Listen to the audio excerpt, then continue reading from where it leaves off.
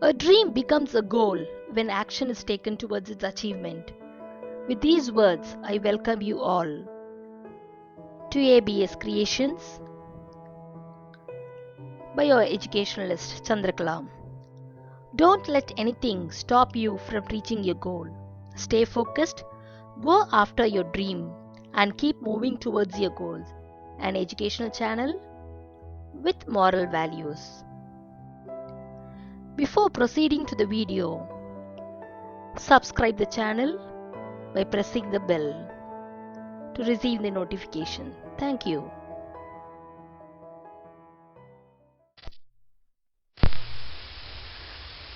Days gone by.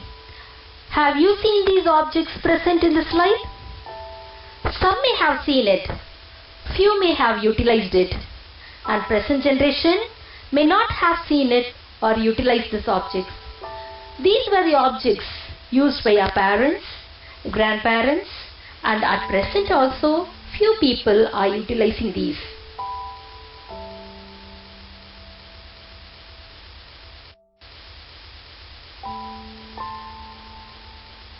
By seeing these objects, we may feel excited. Why we feel excited? Because we use this in our daily life at present days. What difference have you observed by these pictures? It is nothing but improvement in human welfare.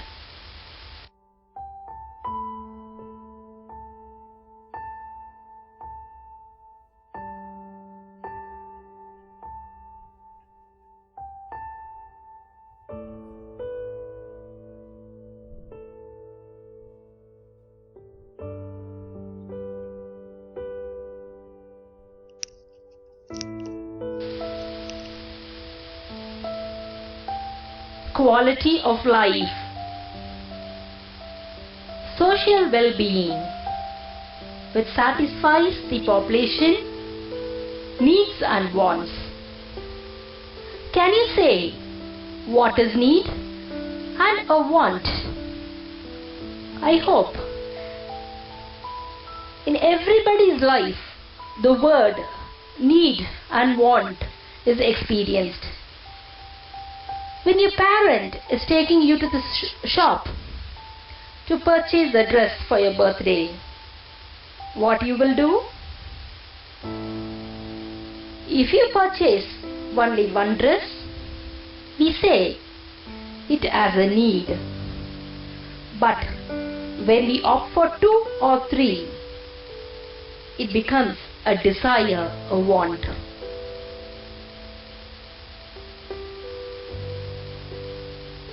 So in such cases, from all these examples, we say the improvement in human welfare, quality of life, social well-being, which satisfies the population needs and wants as development. So what is development? So development is nothing but improvement in human welfare, quality of life, social well-being, which satisfy the population needs and wants.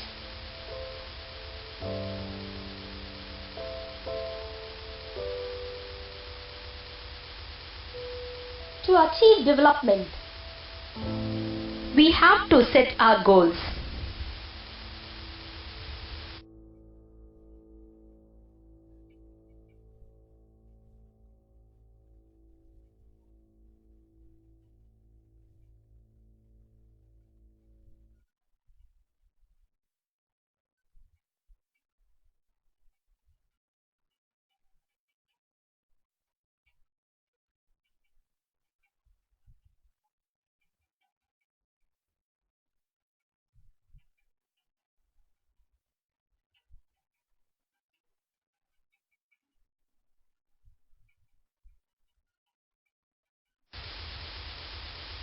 We are running to achieve our goals.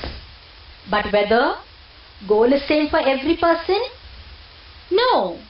It may differ from each person. So we'll see a few examples. related to development of goals differing from one person to the another person. First, we'll see about the developmental goal of a landless rural laborer. First of all, what do you mean by landless rural labor? A person who doesn't own a land but works in another farmer's land. So we used to say that man as landless rural labor. So what is his developmental goal? His developmental goal is that he has to get a regular work, that is a continuous work. It should not be a seasonal work. So when he gets a regular work, so he aims for better wages, that is income. When he gets the better wages, he can give a better quality education to his children. And if he has not faced any social discrimination, he can become a leader himself to lead the entire village. So the developmental goal of landless rural labor is that when he achieves a work for the entire continuous year, he gets a better wages. When he earns a lot of wages, he can give a quality education to his children. So when he is not facing any social discrimination and when his children is getting educated, so he himself can lead the entire village.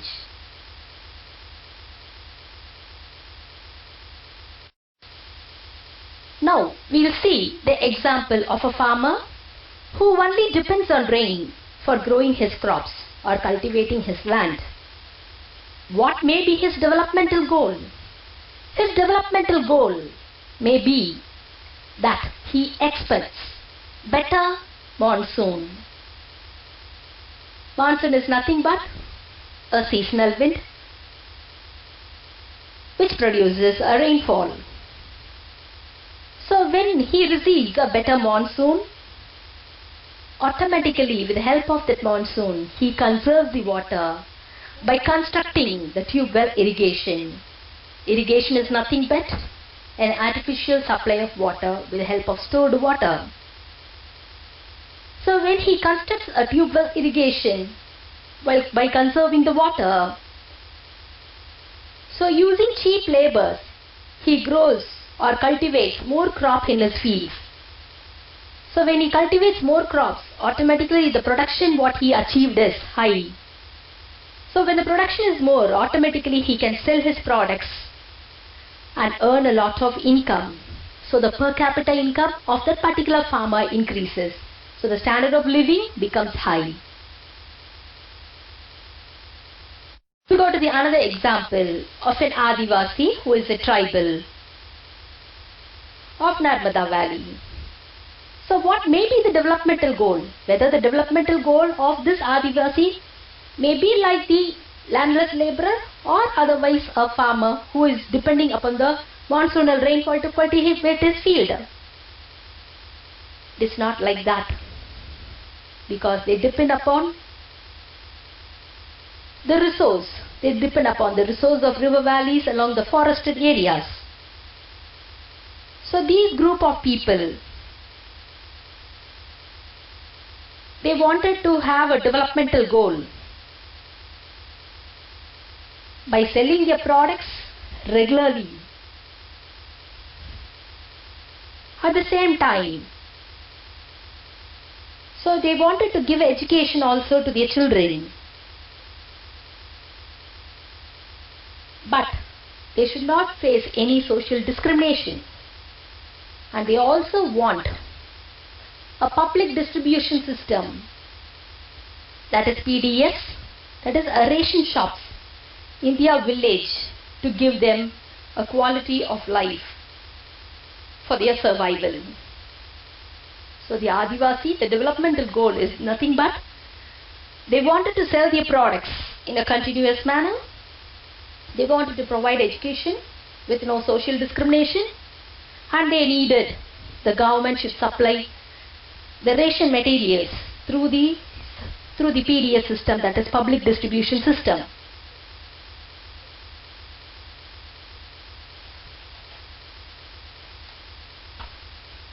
From these examples, it is clearly understood that different people have different goals or desires.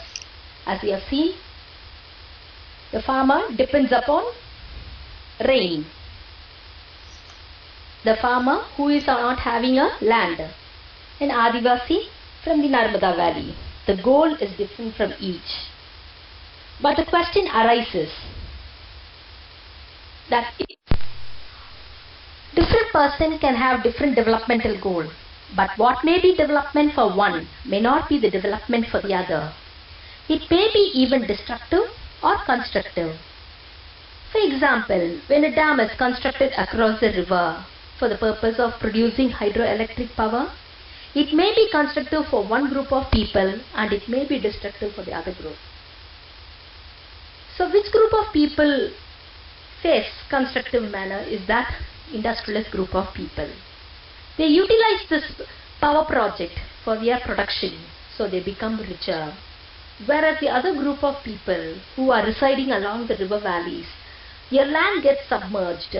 So when the land gets submerged, so they have to be displaced from that location. So these group of people either may be the farmers or the tribal people. With all the previous examples, we may say that what people desire. People's desire is that regular work, better wages, decent prices for the crops or the other products what they have produced. In other words, they want more income. So income is nothing but money, that is material thing. So our life completely depends on money to buy things what we need or want. Apart from this, there are many things that are not easily measured, but they mean a lot to our life, such as equal treatment, freedom, security, respect for others. All these things are referred as non-material things. So a quality of life not only depends on material things, it depends on non-material things. Many things which are not measurable, such as our friendship, that is, when we see a role of a friend, it is not measurable.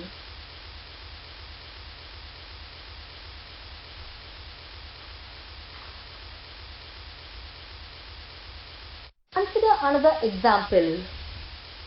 When we get a job at a far off place, whether we will join the job immediately? No, not at all. What we will look into it? We will look into the facility for the family, working atmosphere. Is there any opportunity to learn? Apart from that, when we get a job with high pay, but no security for the job and no leave on time, we start feeling a sense of insecurity and freedom. Another example, when a woman in work who has been discriminated in society in the past days, after entering into the work, how she has been treated, how she has been respected. She has been respected in the household as well as he gets respect in the society. Even at home, the members of the family started sharing their work. So women start feeling safe and secure in an environment. So from these examples, we can say that developmental goal not only depends on income, but also depends on non-material things. So people look development as mix of goals. So development is a mix of goals which includes material things and non-material things.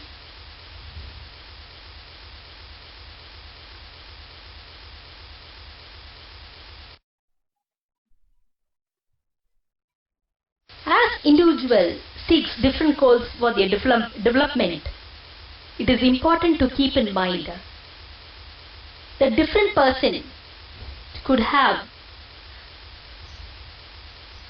different ideas as well as conflicting notion of a country's development.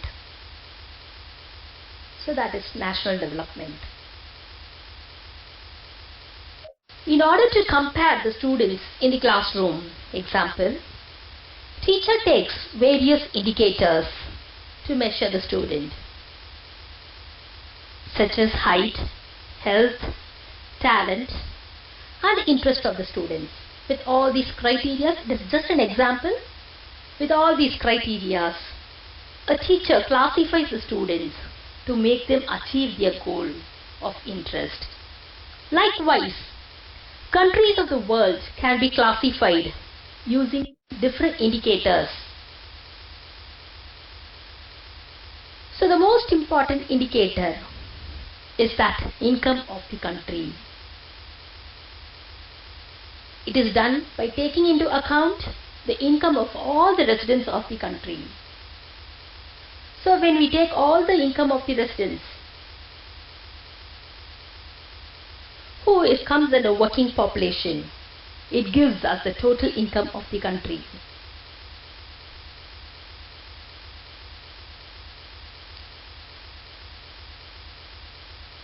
But to compare countries, income alone is not measurable. Why income alone is not measurable? The reason is that the different countries have different population and different income.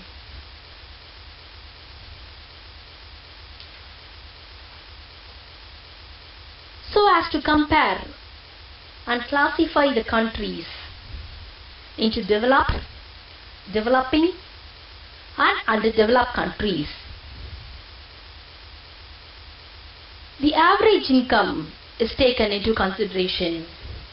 Average income is that the total income of the country divided by the total population.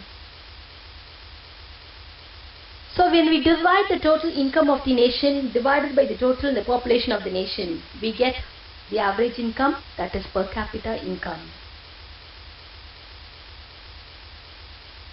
But the unit of per capita income and the income varies from one country to the other country. So the World Developmental Report, with the help of World Bank, uses per capita income of each country to classify the countries into rich countries, low countries, middle income countries. As different countries of the world have the unit of currency in a different manner, like euro, rupee, dollar, etc. The World Bank commonly used dollar. They converted the currencies of different countries into dollar, and with that per capita income, they classify the countries into rich countries, low income countries, middle income countries. When the country's per capita income is US dollar 12,056 per annum and above, those countries come under the category of rich countries. So example, the countries like United States of America, United Kingdom, excluding Middle East and certain other small countries, they all come under developed countries. Whereas when the per capita income is US dollar 1,820 per annum, those countries come under low middle income countries. So we Indians come under the category of middle income countries. And when the country's per capita income is just US dollar 955 or less than that, those countries, they are referred as low-income countries. Example, Afghanistan, Bangladesh. So with the help of the per capita income, the World Bank has classified the countries as rich countries, low-income countries and the middle-income countries.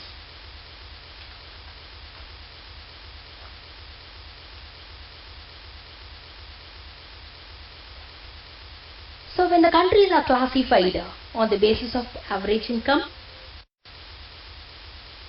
the average income, they also hide disparities. How they hide disparities? Just you can see the tabular column which shows country A and country B with your monthly income of a citizens. Citizen 1, 2, 3, 4 and 5. So from this tabular column and this chart, what you can understand?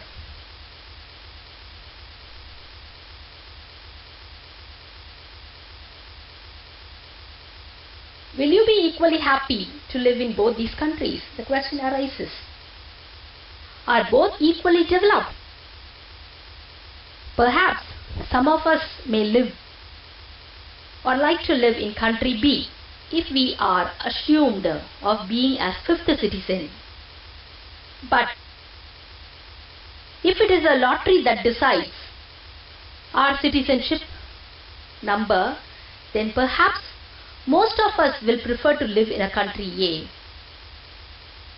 Even though both the countries have identical average income, country A is preferred because it has more equitable distribution. In this country, people are neither very rich nor extremely poor.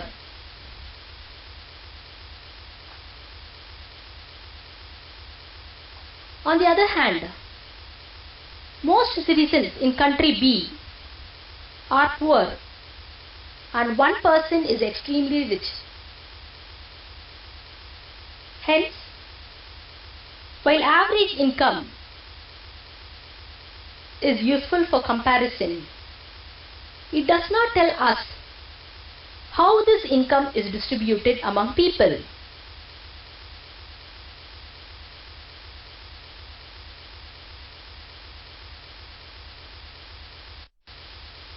Apart from average income, the other criteria are also used to determine the development of the nation, such as per capita income. For example, the tabular column is given for Haryana, Kerala and Bihar, the per capita income of Haryana, Kerala and Bihar.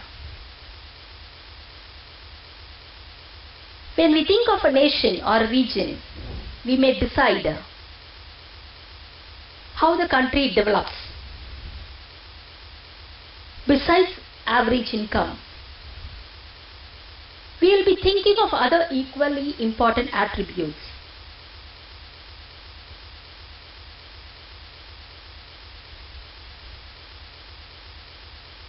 So from this table,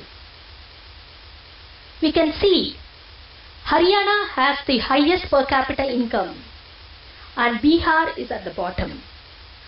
This means that on an average, a person in Haryana earned rupees 1,62,034 in 1 year, whereas on an average, a person in Bihar earned around rupees 31,454. So, if per capita income were to be used as a measure of development, Haryana will be considered the most developed and Bihar the least developed state of among the three states. So from this we cannot say this which state is highly developed.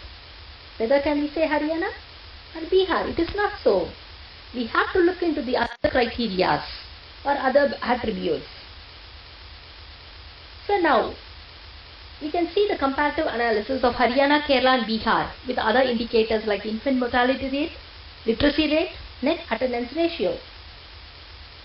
When we speak about the infant mortality rate, What do you mean by infant mortality rate? It indicates the number of children that die before the age of 1 year as a proportion of 1000 live children born in that particular year. So infant mortality rate is just that indicates the number of children that die before the age of 1 year. What is literacy rate? It measures the proportion of literate population in the 7 and above age group. Whereas the net attendance ratio is that the total number of children of age group of 14 and 15 years attending the school. So with all these three criteria, apart from per capita income or average income, we can find out the reason for the development of these states, Haryana, Kerala and Bihar. Among all the three states, the Kerala, out of 1,000 children born alive,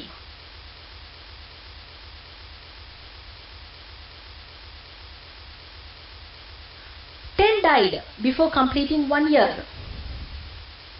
But in Haryana, the proportion is 33, which is more than two times that of Kerala. On the other hand, the literacy rate of Kerala is 94, but the literacy rate of Haryana is just 82. Go to the third column, which is the net attendance ratio. Here also you can see that Kerala leads in net attendance ratio, where the literacy rate is around 83%, whereas Haryana 61. So with the help of this data, it is clearly understood that with the help of per capita income, it is not possible for us to find out which state is developed. The other indicators are also important, like infant mortality rate, literacy rate, net attendance ratio. So with the help of this chart, it is possible for us to tell that Kerala, among the three states, Haryana, Kerala and Bihar, is a developed state.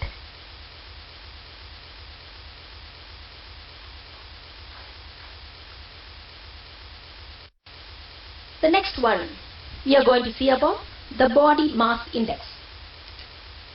So what is the BMI, body mass index? It is one way to find out if the adults are undernourished. So the natural scientist, to find out the adults whether they are undernourished, the nutrition scientists, they call this as BMI, that is body mass index. They take two categories to calculate the body mass index, that is weight in kg, height in meter. So to calculate the body mass index, we have to take weight in kg and height in meters. How you will find out this body mass index? Using a formula, BMI is equal to weight in kg divided by height, square of the height. So you have to take the height in the meters. After taking the height in meters, you have to divide the weight by the square of the height. So for example, I have given you an example of a person who is 75 kg and 161 centimeter height here. So centimeter is converted into meter. So 75 divided by 1.6 square, we get 29.3. So with this available data, you can see a chart. Weight categories based on BMI. So the chart shows that a person who is below 18.5, we say as underweight. From the category 18.5 to 24.9, we say that as healthy weight. 25 to 29.9, it is overweight. 30 to 39.9, it is obesity. And when it is more than 40 a person is under the condition of severe obesity. So with a given example of a person with a weight of 75 and a height of 160 centimeter, it is said that the BMI of the person is 29.3, which indicates he or she comes under overweight.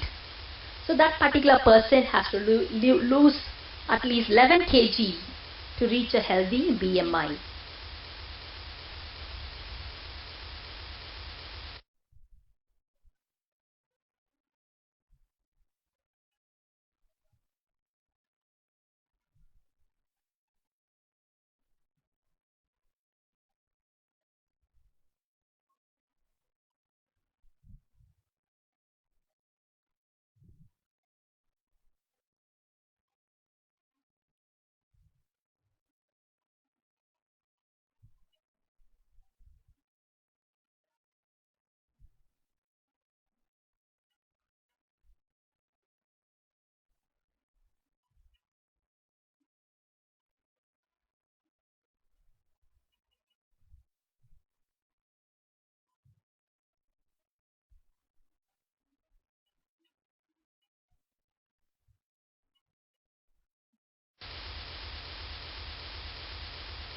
So the most important indicators for the level of development, what we have seen is level of income. But the Human Development Report uses two indicators with the help of an United Nations Development Program. So two indicators, that is level of income, health and education. So health and education is used to compare states or countries. So for example,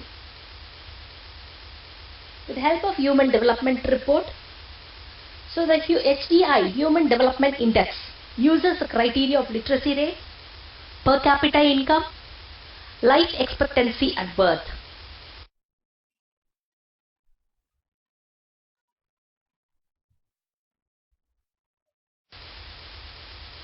So what is that life expectancy? It is an average expected length of a person at the time of birth. We used to say we are going to live only up to 60 years, 70 years or 80 years or 30 years. Isn't it? That is what we used to say it as life expectancy rate. The literacy rate, as we know, it is a proportion of literate population in the 7 and above age group. So in general we can say, who is called as a literate? A person who is able to read, write or speak in any of the language. He or she is considered as a literate.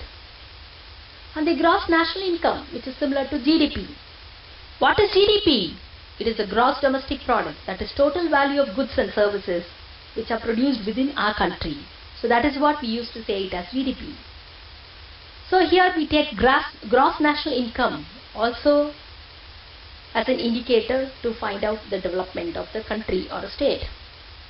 So that is some value of output by resident producers and the net receipts or primary income abroad and any product taxes, that is less subsidies, not included in the valuation of output. So that is, in simple words, the total value of income which is produced within the domestic territory, it has to be added with the income which is earned from abroad. So that is what, and leaving the depreciation, that is what we say it as the gross national income.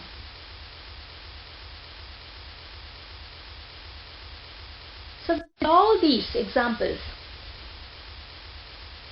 we found out development may vary from one person to the another, but that development should not destroy the resources.